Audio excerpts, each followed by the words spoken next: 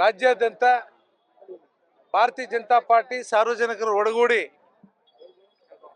ಇವತ್ತು ಕೇಂದ್ರ ಸರ್ಕಾರ ಕೊಟ್ಟಿರ್ತಕ್ಕಂಥ ಜನೌಷಧಿಯನ್ನ ಯಾವ ಗೌರ್ಮೆಂಟ್ ಆಸ್ಪತ್ರೆಗಳಲ್ಲಿ ಯಾವ ಬಡ ಜನರು ಬರ್ತಾರೆ ಅಂತ ಕಡೆ ನಾವೇ ಎಲ್ಲ ರೋಗಿಗಳಿಗೆ ಔಷಧಿಯನ್ನ ಪುಕ್ಕಟೆಯಾಗಿ ಕೊಡ್ತೀವಿ. ಜನೌಷಧಿ ಕೇಂದ್ರವನ್ನು ಮುಚ್ಚಬೇಕು ಅಂತೇಳಿ 2 ವರ್ಷ ನಿದ್ರೆ ಮಾಡಿದಂತ ಕಾಂಗ್ರೆಸ್ ಸರ್ಕಾರ ದೇಶದ ರಾಜಕಾರಣವನ್ನ ಮಾಡ್ತಾ ಇದೆ. ಕೇಂದ್ರ ಸರ್ಕಾರ ಮಾಡಿರ್ತಕ್ಕಂಥ ಜನೌಷಧಿಯನ್ನ ಕೇವಲ 100 ರೂಪಾಯಿ ಇದ್ದಂತ ಔಷಧಿಯನ್ನ ಕೇವಲ 10 ರೂಪಾಯಿ ಕೊಡುವಂತ ಜನೌಷಧಿ ಬಡವರಿಗೆ ಸಿಗ್ತಾ ಇದ್ದಂತ ಜನೌಷಧಿ ಕೇಂದ್ರಗಳನ್ನ ಮುಚ್ಚಲಿಕ್ಕೆ ಈಗಾಗಲೇ ನೋಟಿಸ್ ಕೊಟ್ಟಿದೆ. ಅದರ ವಿರುದ್ಧವಾಗಿ ಇವತ್ತು ಭಾರತೀಯ ಜನತಾ ಪಾರ್ಟಿ ರಾಜ್ಯಾದ್ಯಂತ ಹೋರಾಟವನ್ನ ಮಾಡ್ತಾ ಇದೆ.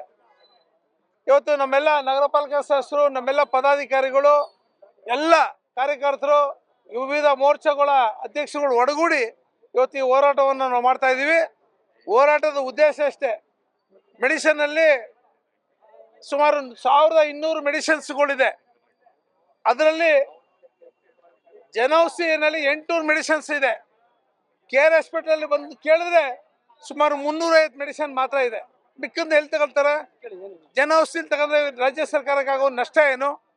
ಇದು ಇವತ್ತು ಮೆಡಿಸಿನ್ ಇವತ್ತು ಎಲ್ಲ ಬೆಲೆಗಳನ್ನ ಏರಿಸೋದ್ರಲ್ಲಿ ನಿಪುಣವಾದಂಥ ಸರ್ಕಾರ ಕೊನೆಗೆ ಇವತ್ತು ಬಡವರ ಜೋಬಿಗೆ ಕೈ ಹಾಕುವಂತ ಕೆಲಸವನ್ನ ಮಾಡ್ತಾ ಇದೆ. ಯಾವ್ದ್ರ ಮೂಲಕ?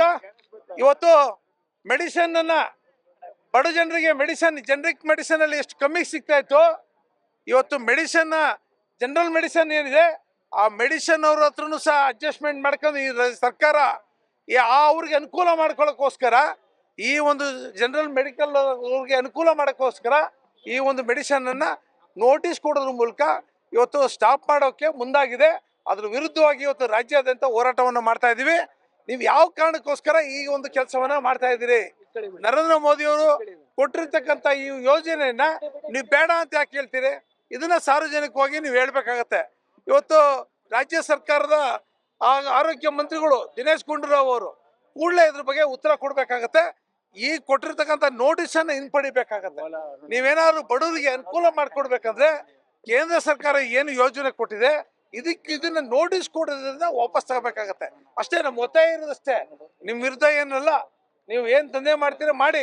ನಿಮ್ಗೆ ಅಧಿಕಾರ ಕೊಟ್ಟಿದ್ದಾರೆ, 138 ಸೀಟ್ ಕೊಟ್ಟಿದ್ದಾರೆ, ನೀವೆಲ್ಲ ಮಾಡ್ತಾ ಇರೋ ಎಲ್ಲಾ ಕ್ರಮಗಳು ಕೈ ಹಾಕಿದ್ರೆ ಈಗ ಜನರಲ್ ಮೆಡಿಸಿನ್ ಅವ್ರ ಹತ್ರ ನೀವು ಅಡ್ಜಸ್ಟ್ಮೆಂಟ್ ಮಾಡ್ಕೊಂಡು ಅವ್ರಿಗೆ ಈ ಒಂದು ಯೋಜನೆನೂ ಸಹ ಕೈ ಬಿಡ್ಬೇಕು ಅಂತಕ್ಕಂಥ ಚಿಂತನೆ ನಿಮ್ದಿದ್ರೆ ನಿಜಕ್ಕೂ ಸಹ ಇದು ಬಡವರ ವಿರೋಧಿಯಾಗಿರ್ತಕ್ಕಂಥ ಒಂದು ವ್ಯವಸ್ಥೆ ಆಗಿದೆ.